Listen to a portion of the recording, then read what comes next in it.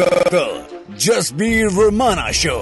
Only on Shere Punjab Radio. AM 600. Your favorite news talk station. ਸਤਿ ਸ਼੍ਰੀ ਅਕਾਲ ਜੀ। ਸ਼ਾਮਲ ਹੋ ਤੁਸੀਂ ਪ੍ਰੋਗਰਾਮ ਸ਼ਮਾਦਾਨ 'ਚ ਨੋ ਪ੍ਰੋਗਰਾਮ ਦਾ ਜਸਬੀਰ ਰਮਾਣਾ ਸ਼ੋਅ ਦੇ ਵਿੱਚ। ਤੇ ਸਮਾਂ ਹੋਇਆ ਸਟੂਡੀਓ ਦੀ ਘੜੀਆਂ ਤੇ 3:11 ਇਸ ਵੇਲੇ ਸਾਲ 2023 ਦੇ 6ਵੇਂ ਮਹੀਨੇ ਦੀ 21 ਤਰੀਕ ਹੈ ਤੇ ਬੁੱਧਵਾਰ ਦਾ ਦਿਨ ਅੱਜ। ਸਾਡੇ ਮਹਿਮਾਨ ਨੇ ਜਿਹੜੇ ਬਹੁਤ ਲੰਬਾ ਸਮਾਂ ਪੁਲਿਸਿੰਗ ਦੇ ਵਿੱਚ ਉਹ ਰਹੇ।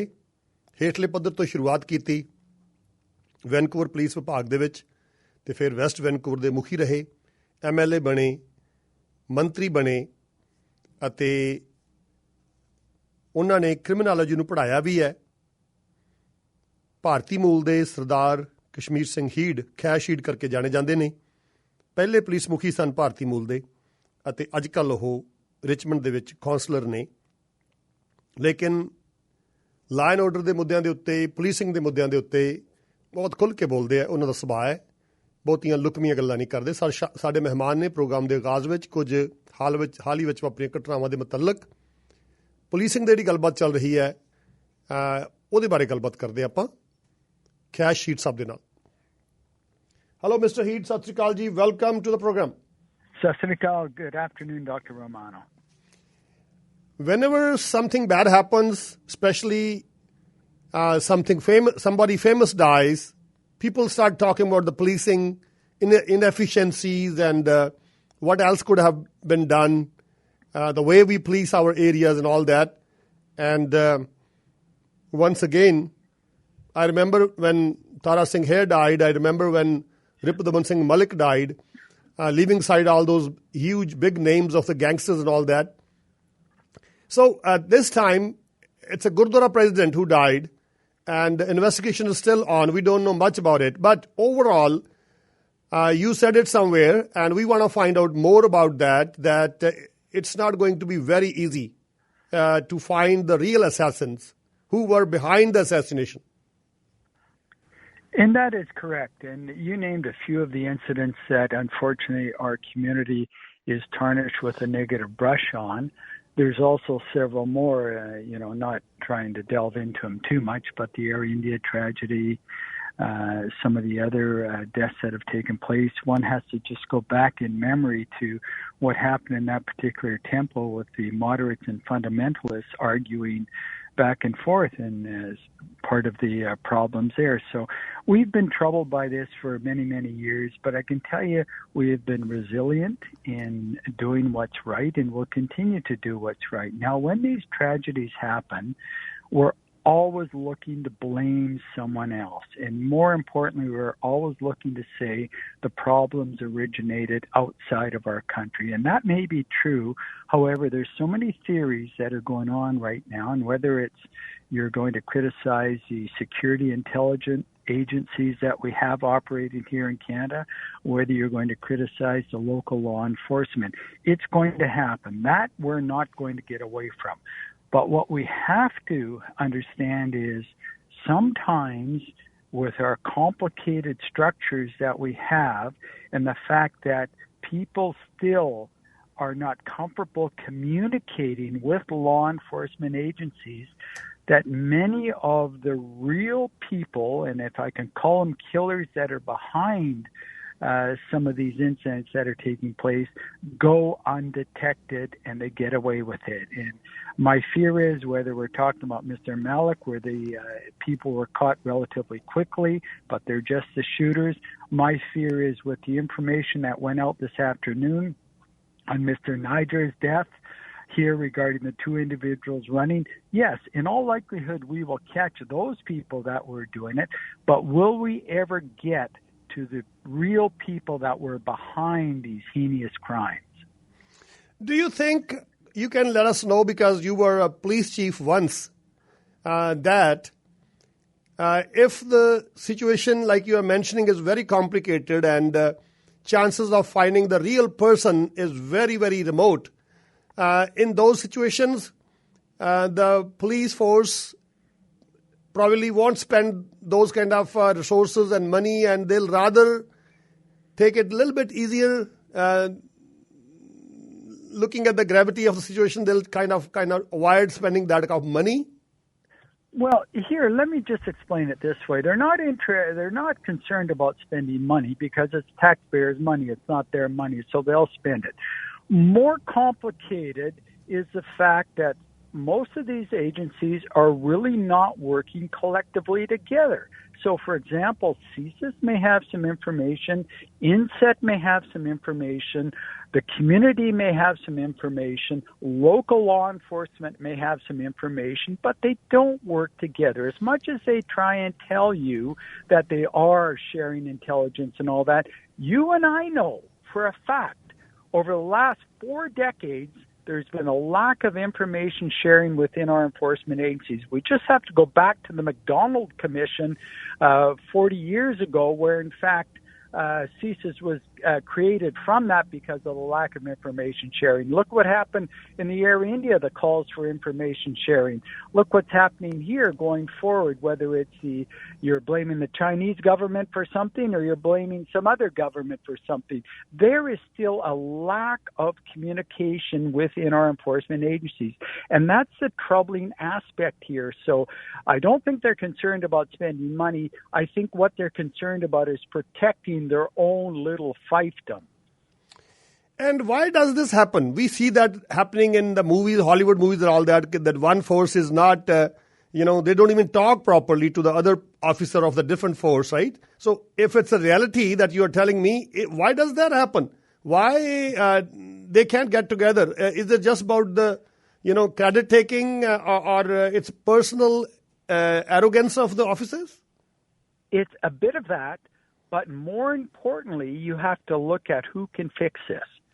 And the people that can fix it are the elected politicians, the policymakers. But they are so worried about just getting reelected, thinking that all they're going to worry about is their 4 years in office and then get returned to office the next time around. They fail to put in those policies that are required to ensure that that information is shared, to ensure that we're all collectively working together. That is the problem in our federal government. That is the problem in our provincial government. And what I'm discovering here is local governments are just as bad on this subject matter as any of the others. Just for an example's sake, a bank robbery happened in Ludhiana a few days back. It was worth, I would say that 80 millions or 85 million rupees. And they arrested the culprits in a week or so. We normally criticize them. Third world countries, they are poor countries and land order and everything is bad in those countries. But how come they are so fast? Well, let me tell you, again, it's back to what we're talking about here. And yes, and we're first to criticize whether it's in India or whether it's in China, but we are just as bad, if not worse, than any of them on that information sharing. We've got very qualified, experienced, and knowledgeable people, whether they're in CSIS, whether they're in INSET, whether they're in the federal RCMP or the local police departments. However, the culture is such that those smart people, those intelligent people, those people that get the information, the culture is so strong that they don't share that information the way they should be. Whether it's because of their own personal vendetta against the other organization or not, or the fact that someone is going to get a break on something and, they're going to get credit for it, we're not going to get credit for it. You may think, Dr. Romana, this is couldn't be true. It's childish behavior. I can tell you, with my 32 years in policing and then what I'm experiencing now in the politics, it is actual fact, and it is childish behavior. But they will criticize you, they will criticize me, and they will criticize our community, saying it's our fault because we're not giving them information. Yet they have volumes and volumes of intelligence on what is going on. For example, in this issue we're talking about, unfortunately, a Guru Nanak temple in Surrey, is if you believe some of the reported stories, that CSIS warned Mr. Niger, or was about to warn Mr. Niger that this was happening, you would think they would have garnished that intelligence, used it to their benefit, and ensured the safety, or at least getting behind the people that are threatening Mr. Niger on this.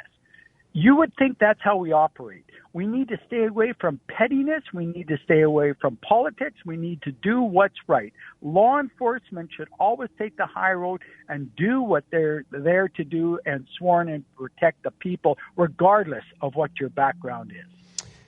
So one thing more, when somebody, a well-known person dies, then there's a reaction in the community and protests happen. Often, when a teacher kills his wife, a pregnant wife, there was a huge reaction to it in city of Surrey, and then 2 youngsters died, young people, by some gangs or something. A huge protest happened in city of Surrey. The office closed, 2,000 or 3,000 people got together there. So my question is, those kind of protests, when people react in huge numbers, does that put some extra pressure on the policing, on the concerned officers? No. And the reason why I say this, it's never substantiated for a large period of time. For example, the Take Back Surrey was one large protest, and then it kind of went away. And the odd time when there's a killing, they kind of raise their hands a little more, but it goes away. And the unfortunate domestic violence that has been long-standing and continues to be long-standing in our communities, in our families and all that, it's still in existence right now. There's still that taking place, whether it's the teacher killing his wife or something like that. But what happens, Dr. Romana, from the mainstream community, and we have to understand that, is some of the mainstream community look at us as a barbaric community. That is the actual truth, that how could we do something like that? But we are actually very, very minute compared to the violence, the damage that's done in the mainstream community. And I've called that out for many, many years. I've called where we needed to make change and where we must have change. But again, we are looked down upon by a lot of the people in the mainstream community. We criticize what's going on in the United States with what we do with the black community in the United States and slavery. Boy, look what's happening with some of the minority communities in Canada, including the Aboriginal population in Canada. And lastly, sir, it's so sad that, these kind of incidents are happening, that a temple president died, even though, like you said, the investigation is still ongoing, and so we can't comment on that. But at the same time, City of Surrey, we are still indulged in whether to keep RCMP or SPS. And Councillor Linda Annis says that this is kind of insult to the taxpayers of City of Surrey. This is so bad. And conclude your conversation by the often you take that stand about regional policing and provincial policing. That's the ultimate thing that we should be thinking about, rather than, at the city level, we are having that kind of debate, which is kind of a wastage of time. Eventually, what do you think? We'll be heading towards provincial or metro policing? Well, let me just make a couple of comments here, because you cannot get more of a convoluted process than what you have going on in Surrey right now. And the Solicitor General, Mike Farnsworth, has to take a stand here under Section 2 and Section 4 and actually make it happen and transition to SPS. If we don't do that, there is absolutely no way we're going to be able to move police reforms forward to have an accountable, effective, and efficient metro-style policing in British Columbia, not only in the metro region of Vancouver, but certainly in the capital region and elsewhere in BC. We will absolutely never be able to get there. The RCMP are not a community policing operation. They should not be. They should be strictly a federal force. And yes, they should be working on things such as what occurred at the temple over the weekend. Yes, they should be working on some of those large files that affect the entire nation. That's what they should be doing. They should leave local community policing up to us. And there's one suggestion is that both the police forces in SPS or RCMP, they can they can work side by side, and after a year or so, there can be a referendum. And then people can decide, depending on their performance and efficiency. It's a waste of money, though. It is a waste of money. And you hit on a very important point here, is that nobody's worried about how each one is operating and serving the needs of the community. They're just worried about what color is going to police the streets in Surrey right now. This is the most ridiculous local government I have experienced and known in my lifetime, with some of the antics that goes on in that Surrey Council, with some of the verbiage that comes out of the mayor, which is completely false. We've got to have leadership. We need the province to make a decision here. We need responsible, credible decision makers at the table, or the taxpayers are going to be on the hook for a lot more money. And if we went a year with both, it's an extra. It's over $200 million to police Surrey to begin with. It's an extra $8 to $10 million a month.